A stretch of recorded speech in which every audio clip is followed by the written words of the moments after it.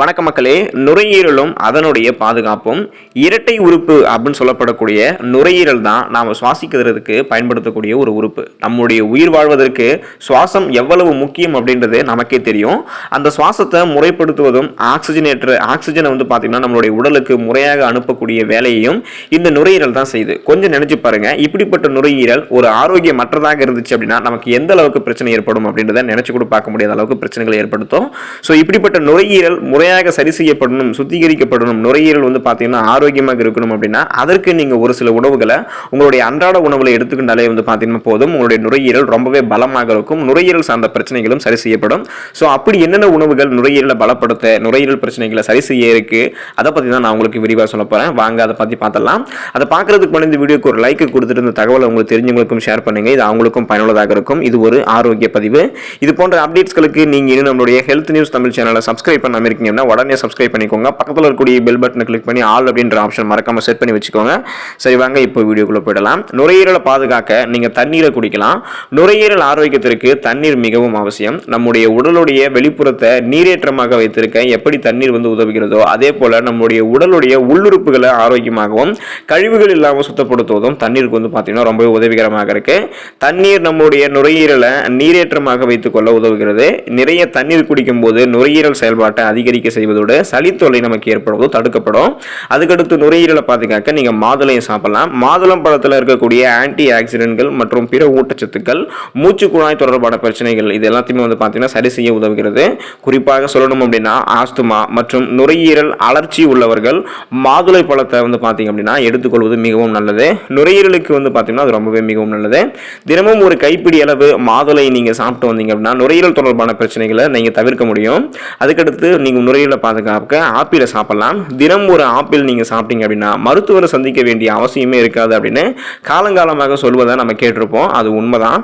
குறிப்பாக எல்லாரும் சாப்பிடக்கூடிய ஒரு பழம் இந்த ஆப்பிள் பழம். இதை நார்ச்சத்து பார்த்தீங்கன்னா அதிகமாக இருக்கு. அதே சமயம் மிக மிக குறைந்த கலோரிகள் இருக்கு. ஸோ அதிக நார்ச்சத்துக்கள் குறைந்த கலோரிகள் கொண்ட பழம் தான் இந்த ஆப்பிள். தினமும் நீங்க ஆப்பிளை சாப்பிட்டு வருவீங்க அப்படின்னா உங்களுக்கு குரோனோலிக்கல் அப்ஸ்ட்ரக்சர் பல்மனரி டிசீசஸ் அப்படின்னு சொல்லப்படக்கூடிய நுரையீரல் சம்பந்தமான பிரச்சனை உங்களுக்கு வரவே வராது அப்படின்னு பல ஆய்வு முடிவுகளில் குறிப்பிடுறாங்க.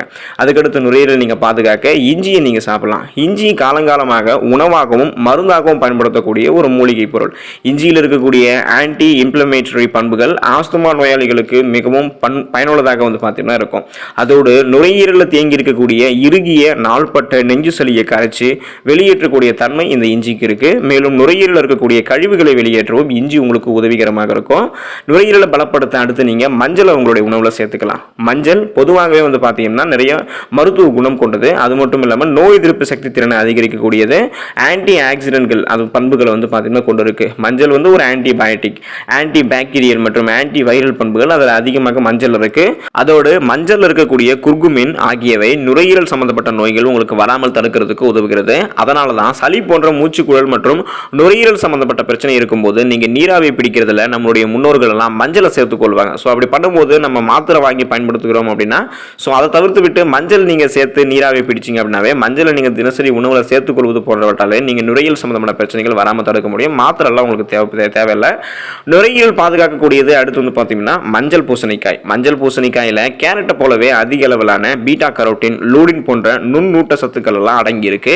அதோடு மட்டும் இல்லாம இந்த மஞ்சள் பூசணிக்காயில் இருக்கக்கூடிய ஆன்டி ஆக்சிடென்ட் மற்றும் ஆன்டி இன்ஃப்ளமேட்டரி பண்புகள் நுரையீரலை பாதுகாப்பதோடு நுரையீரலில் ஏற்படக்கூடிய தொற்றுகளை எதிர்த்து போராடக்கூடிய தன்மையும் கொண்டிருக்கு. நுரையீரலை பாதுகாக்க அடுத்து நீங்க பூண்டை சாப்பிடலாம். பூண்டுல அல்லிசன் அப்படின்னு சொல்லக்கூடிய பண்புகள் அதிகமாக இருக்கு. இது மூச்சு குழாய் சம்பந்தப்பட்ட பிரச்சனைகளை சரி செய்ய உதவுவதோடு மூச்சு திணறல் போன்ற பிரச்சனையும் சரி செய்ய உதவுகிறது. பூண்டில் இருக்கக்கூடிய ஆன்டி இன்ஃப்ளமேட்டரி பண்புகள் ஆஸ்துமாவை எதிர்த்து போராடுவதோடு அதற்கு சிறந்த மருந்தாகவும் செயல்படுகிறது.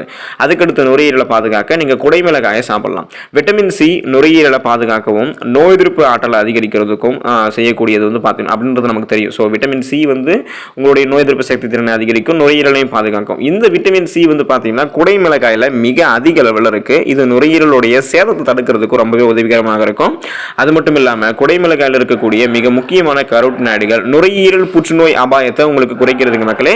ஸோ உங்களுடைய நுரையீரல் சம்பந்தமான பிரச்சனைகளை நீங்க தீர்த்துக்கிறதுக்கும் உங்களுடைய நுரையீரலை நீங்க ஆரோக்கியமாக வச்சுக்கிறதுக்கும் இந்த உணவுகளை அன்றாட உங்களுடைய உணவுகளை நீங்க சேர்த்துவாங்க. நீங்க ஆரோக்கியமாக இருக்கிறத கண்கூட நீங்க பார்ப்பீங்க. ஸோ இதை நீங்க பயன்படுத்துங்க, ஆரோக்கியமாக இருங்க. நன்றி மக்களே.